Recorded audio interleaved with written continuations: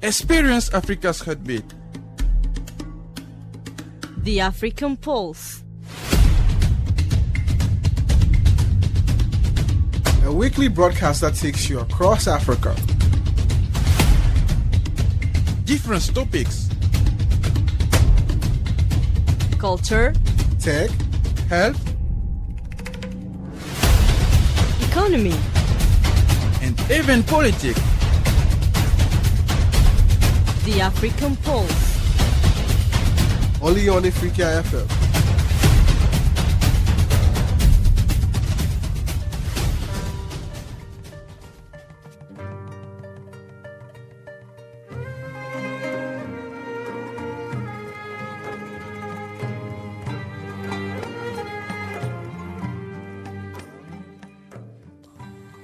Marhaba, marhaba. Greetings to you, dear listeners, and welcome to the African Pulse, where we bring Africa closer to you.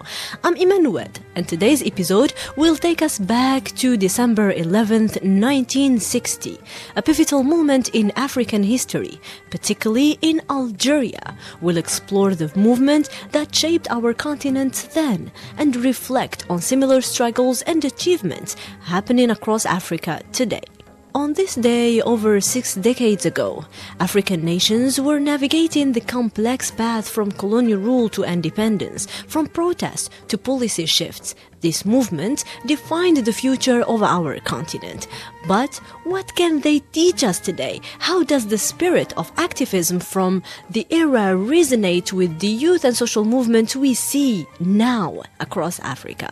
So joining me in the studio are our regular columnist and journalist, Widad Alawa, to my left. Hello, Widad. Hello, Iman. Thank you for having me. It's a pleasure. On this occasion. Yes, of course. On this occasion, this memorable day. I'm so happy. It is. We got together.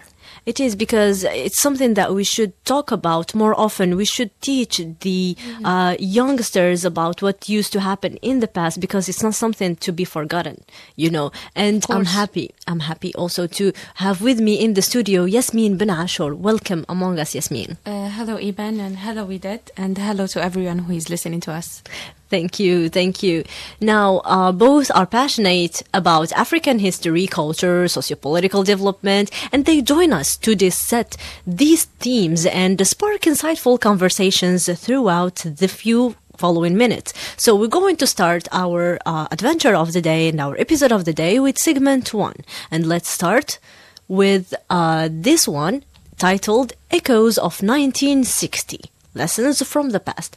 Now, if we look back at December 11th, 1960, the protests and the movement in Algeria sparked the source of the Algerian Revolution, and that is something not to be forgotten, of course. But which events or movement do you believe had the most lasting impact on African societies, and why?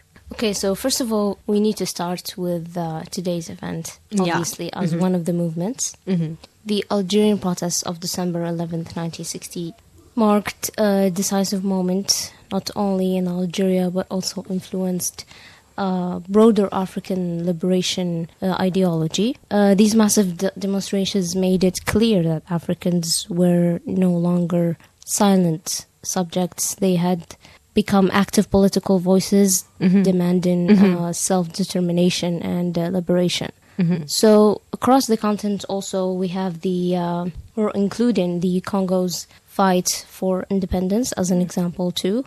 Mm-hmm. We also have the movements and the protests against the apartheid in South Africa, which resulted to the Sharperfield massacre. The Sharperfield massacre in South Africa, yes. Mm-hmm. So I guess there's another one that worth mentioning too, which is the surge of Pan-Africanist thought, organized all across Africa by the Congolese, the Senegalese leaders and activists. Mm-hmm. One of them is Leopold Senghor, which I'm going to talk about in my column, so stay tuned. I think they should. Yasmin, what is your intake in this? December 11, 1960 was a turning point because people across Africa started to speak louder for freedom. In Algeria, the mass demonstrations showed the world that ordinary people were ready to fight for their rights with courage, not with fear. Similar movements were rising in many African countries. This event had a strong impact because they changed the way people thought about power. They showed that African voices mattered and that unity could break the walls of colonial rule. The spirit of that day gave hope to millions and helped open the road to independence across the continent. Indeed, it did. But now, if we're going to talk more, how do you think the strategies and the ideas of activists, let's say in 1960, can inform current African movements, especially in areas like governance, like engagement and social change, with that? Okay, so the activists in 1960 relied on unity and symbolism, mass participation, and moral clarity, I would say. So these lessons still apply today to the governance, the grassroots of participation, that movements should build legitimacy from the bottom up, just as activists back then mobilized entire communities. So, like anti-colonial leaders, today activists can frame governance as a moral responsibility, not just as a symbolic or as a technical one, as well as the use of culture and storytelling as well is very important. It is, because it's it sticks more in the mind than normal words, because it just sticks deeper with whoever is listening. It has a strong impact indeed. Also, the activists drew strength from unity, broad community involvement, and they had this strong sense of what is wrong and what is right. So that's what made them intrigued the protests or the movement or in Africa, indeed. Yasmin? The activists of 1960 believed in unity, patience, and strong community work. They organized people in streets, in homes, and in public spaces. They explained their message clearly and stayed focused on the goals. Today, we can learn from this. Modern movements also need unity, clear purpose, and strong communication. We now have digital tools, but the heart of activism is still the same. Listening to people, building trust, and fighting peacefully for justice, good governance, and a better life for the youth. Now, if we try to come up with, let's say, a summary, let's start with what today means for Algeria. You know, December 11th, 1960 is remembered mostly vividly for the mass protests in Algiers, when at the time tens of thousands of Algerians took the streets during the visit of a UN delegation. These demonstrations openly defied the French colonial rule in the nation and made it impossible for the world to ignore Algerian demands for independence. It raised the Algerian voice on the global stage, and for the first time they had to give the visibility that France, that the French colonial rule was trying to demolish, was trying to hide on the world. They didn't want the world to know that Algerians are independent and Algeria is an independent nation, that they are not colonizing it. This is the message that they were trying to deliver to the world. They were saying that Algeria is just an extension for France, which is not true. It was the furthest thing from being the truth. And this is what Algeria did. They showed the world with these demonstrations, and its impact was profound because it shifted the global opinion by strengthening. It was actually for the first time officially recognized in the United Nations. And Algerians succeeded, for removing the name of the French Algerian. The French Algerian. And like giving the name of the Algerian Algeria. Yes. This movement also strengthened FLN's legitimacy. And it accelerated the final steps towards Algerian independence in 1962, because the independence happened only 2 years after these demonstrations took place. You know, across the continent, if we talk on the wider range, like it often, the year 1960 often called the year of Africa. This is what they call the year. You know, it's like around 17 African countries gained independence in 1960. And the momentum of that year set off chain of reactions. There were anti-colonial movements that grow stronger, that liberation ideologies spread across borders, and African societies began defining political futures on their own terms. Now, we ask, what are the lasting impacts, right? But it was a deep-rooted belief that collective mobilization can reshape the national destinies. And that is something that we cannot ignore. But if we talk about the present, we see that many movements took place in Africa as well. Let's take Madagascar, for example. It started with demonstrations and ended up by full-on revolution that literally changed the government. I mean, the president had to flee the nation. Yeah. And, it put the country on, let's say, a little bit of a political setback for a while, but now it's rebuilding itself and resetting itself, and that's a good thing, hopefully for the better. And we can see the same movement now even in Morocco. There are a lot of people who are protesting. They call themselves, I believe, the Gen Z 212 movement. Is that it, Widad? Yeah, 212, yes. And it's the nation's national code, the 212.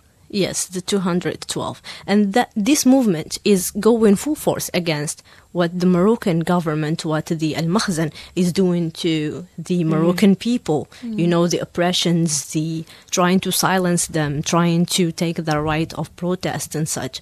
And when we see the youth fighting for their freedom, fighting for change, fighting for a better future, it just gives hope, for a better future. Yeah, so, you can see the power of people. Yes, especially the power of youth. Yeah. And yes, it all started with youth, even in Algeria. So, the conversation is still long, but we'll have to stop right now for a short music break that I hope our audience enjoys, and then we'll come back to the second segment for more insights on the topic of December 11th, 1960. So, it's to catch you again. I hope you enjoy it.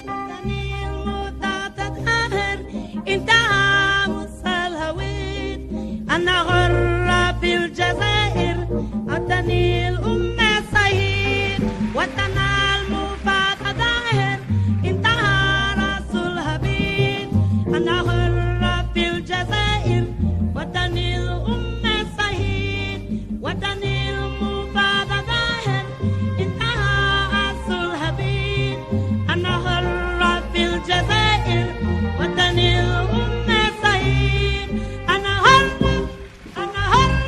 في الجزائر وطني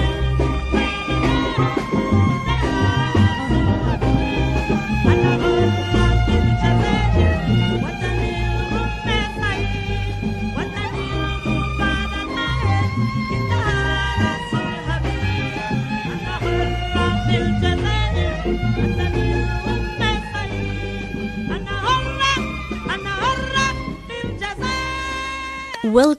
Welcome back, dear listeners, to the second segment titled Africa Today, Movement and Momentum. In this segment, we'll shift our focus to the current African initiatives, protests, and social movements. We briefly mentioned some movements across the continent that took place and is taking place now, but can you identify modern African movements that echo the spirit of 1960 in terms of mobilization, activism, or societal impact? I guess the one that you talked about recently, which is in Morocco. Yeah, the Gen Z. one. The Yes, Gen Z 212 or 212. 212, yes. Yes. This one is really important. It's one of the most important nowadays movements.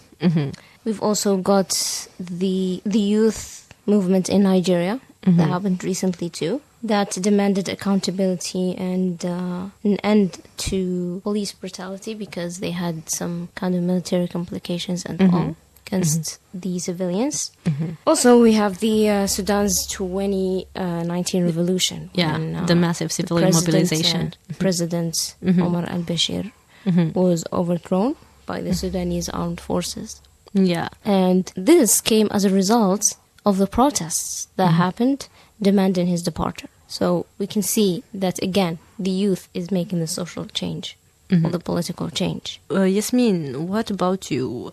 What is your intake in this? How do you see, or what do you see the movement reflecting from the 1960 protests? Yes, Iman, many modern African movements carry the same fire for justice and dignity. For example, youth-led protests for democracy, women's rights movements, and campaigns for better living conditions all show the same courage. Across the continent, young people are using social media, art and music, and community spaces to call for the change. Their energy reminds us of the same strength we saw in 1960. A strength that says we deserve respect, we deserve a voice. Indeed.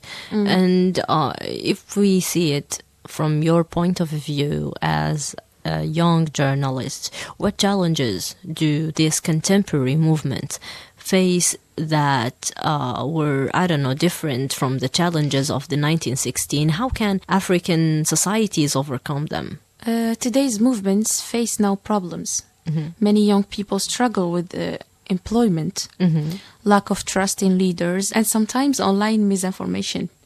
They also face fast changes in politics and security. But they also have new strength. Technology helps them connect faster. Education helps them understand their rights. To overcome today's challenges, African societies need open dialogue. Indeed, the dialogue is important. More opportunities for youth and leaders who listen. The key is to keep hope alive and continue the peaceful fight for a better future. Indeed, it is important. So yes, as Yasmin said, today's youth battle is not just physical, it's also digital. One of the challenges, because digitally there are a lot of manipulations happening, a lot of divisions, I would say, internal divisions. Yeah, so as I said, social media accelerates internal divisions. Indeed, it does. We can see that, like you mentioned, in social media, that there are some fake accounts that try to create rifts between different nations. Yeah, unlike before, today's states are affected by foreign corporations, global finance, as well as geopolitical competition. Indeed. So the enemy now is no longer the colonizer, or it's the now systems. this is what we call, this is what the experts actually gave it this name. They call it the new colonialism, because it's a different kind of colonization. They don't have to invade the nation with army and the full thing. No, it's a cultural thing. It's a digital thing.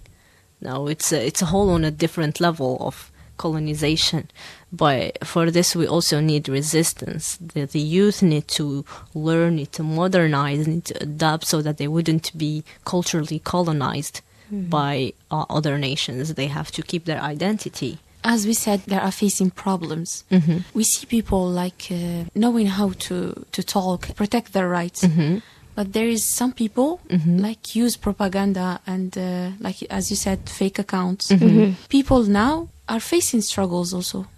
Because this kind of people, like, they don't let Misleading them, or like preventing them. Yes, sending their message. So they like don't let them send the message, and they face this huge problem because social media is now is something crazy. It is, but now if I'm going to summarize and go back to what we are discussing from the start of the second segment, if we are going to talk about the modern movement that embody the same spirit of the December 11th demonstrations of Algeria, I'm going to mention something that we did not mention, and that is the Ansars in Nigeria. The Ansars in Nigeria, it's a movement that happened in 2019, and it continued even during the pandemic. And these youth-led protests, they happened because they were demanding an end to police brutality and the better governance, an echo of the anti-oppression stance of the 1960 movements that happened in Algeria. And it was a success. because the now Nigeria is different compared to what it was, let's say 5 years ago. Yeah. We see a huge difference. It is. And you mentioned the Sudan. Sudan did the same thing with the 2019 revolution, and these two movements happened during the same year. But there is another one. There's one about education that no one talks about. You mean the fees must fall? Fees must fall. Yeah, the roads must fall. Yeah. It was... About accessible education. Yes, this one was about young people pushing for decolonized education and social justice. This one, yes, it's also an important protest. There was also the Senegal's youth movement. They did this movement, unlike the other movements, they used music.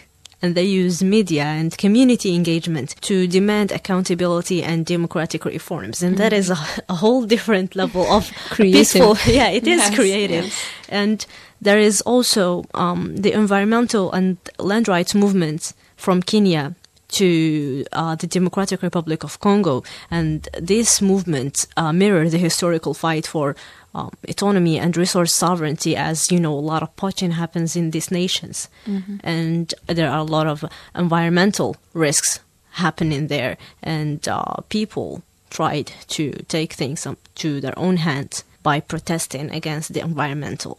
So that's all what we're going to talk about in this one. We also mentioned about the contemporary movement and how does it differ, you know. So now the new challenges, for example, like you mentioned, is the digital repression. Governments now use surveillance, internet shutdowns, and misinformation campaigns, tools that activists in 1960 did not encounter before. Yeah. And this happened not in Africa. We're not going to talk about Africa in this, but we're going to talk about Nepal, where there happened an internet cutdown during the revolution, during the Gen Z movement. And there's also the complex socioeconomic pressure, you know, where higher employment, rapid urbanization, and structural inequality can fragment movements.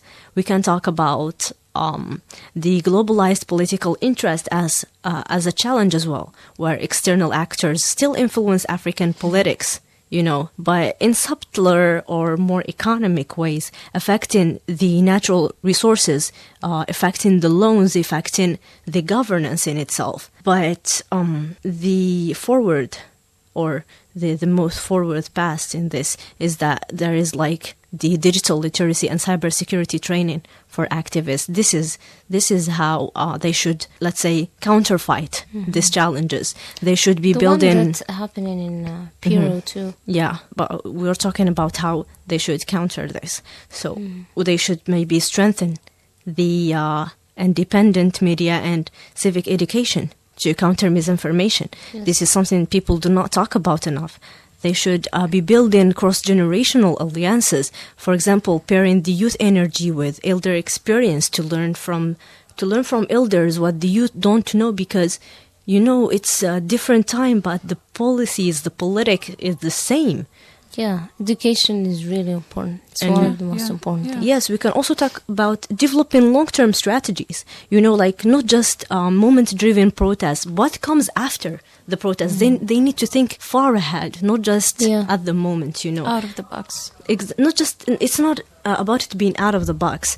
It's about it being, let's say, forthcoming, but to see way into the future, not just, okay, let's do a protest, let's take out the government, but then what?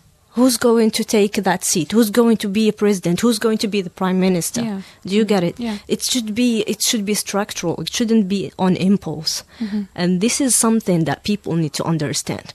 And as we reflect on events like December 11th, 1960 and their echoes, today one thing is certainly clear. The courage, the vision and resilience of African movements continue to inspire us and the generations to come. From the streets of the past to today's digital platforms, the pursuit of justice, equity and the progress remains a common thread, building generations across the continent. Thank you, Yasmin, for your insights. Thank you too, Iman. And thank you, Widad, for your insights. I want to say something. Okay. Before we end. I just want to say that the stories of our past remind us that change is always possible. When people stand together with hope and respect, they can move mountains. I believe Africa still carries this light, and it is growing stronger in every young person today. And I want to send a message to the youth of Africa. Your voice matters, your dreams matter, and your actions can shape tomorrow. The spirit of 1960 lives in you. Keep going, keep believing, and keep pushing for the future you deserve. Indeed, it does matter. What about you, Widad? By the way, thank you for your insights today. Thank you too, Emmanuel. We enjoyed listening to you now. Yeah. So I would like to say that today's youth should center their own decision making. They should break whatever rules, whatever traditional rules or ancient rules. They should shape their own understanding of the world. Yes, indeed. Yeah. Indeed. And they shouldn't let the foreign media tarnish our image. We should be the ones talking. We should be the one amplifying our voice on the global stage. We should be the voice of Africa. We shouldn't let anybody else do that for us. So thank you. We are the architects of the future. Yes, Indeed. And we are Africans. We take our futures into our own hands. So thank you, dear listeners, for joining us in this episode. And stay tuned for more episodes of the African Pulse, where we explore African stories, struggles, and successes. I'm Emmanuel, and this has been the African Pulse. So take care, Africa. من أجلك عشنا يا وطني نفدي بالروح أراضينا قد كنا أمس عمالقة في الحرب نذل أعادينا وإن اليوم عمالقة في السلم حماة مبادينا من أجلك يا وطني أبطالا كنا لا نرضى غير الأمجاد تحيينا نزهو بالماضي في ثقة والحاضر يعلو ماضينا فجرنا الثورة من أزل سجل يا دهر معالينا والنصر الأكبر كان لنا مجدا من صنع أيادينا من أجلك يا وطني جيش التحرير وجبهته كان ضوءين بداجينا قال في البدء كرامتنا والشعب يسود هنا فينا خيرات الشعب نقسمها فينا بالعدل موازينا والدعم المطلق نبذله للشعب